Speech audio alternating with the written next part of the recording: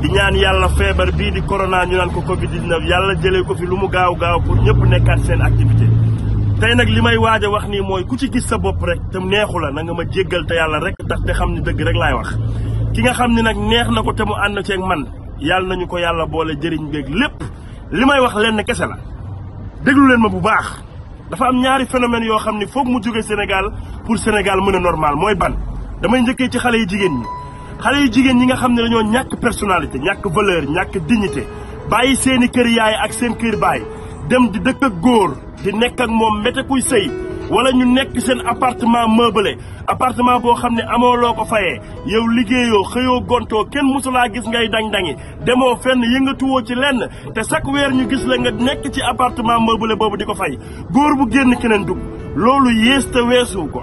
beneen phénomène bi mooy góor ñi nga xam ne dañu ñàkk jom amuñu benn valeur amuñu benn dignité ci ban côté góor bu ne léng ngay gis sa moroomu papa di xëy di liggéeyi maçon chaque jour di teel a yeewu di ñëw ci kër gi di indi ay 5000 francs yow góor bi nga xam ni am nga doole gu ne léng chaque jour ngay yor 400000 boo xam ne liggéeyoo ko dañ la koy may wala ngay toog di yaakaar ci nit ba àdduna di tukki góor boobu ku jara moytu la looloo waral sëy yu bari di tas tey ndax jigéen bu tàmm appartement meublé boppam kooku góor dootu ko takk ba satisfaire ko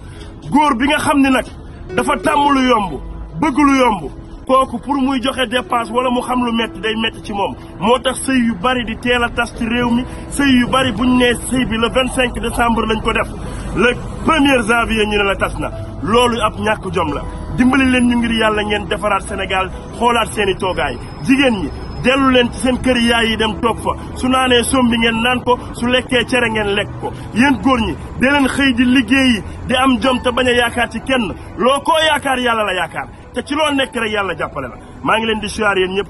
su ma waxee lu dul dëgg nag wala ma wax loo xam ne neexu leen maa ngi jéggalu bu baax big up jaajëf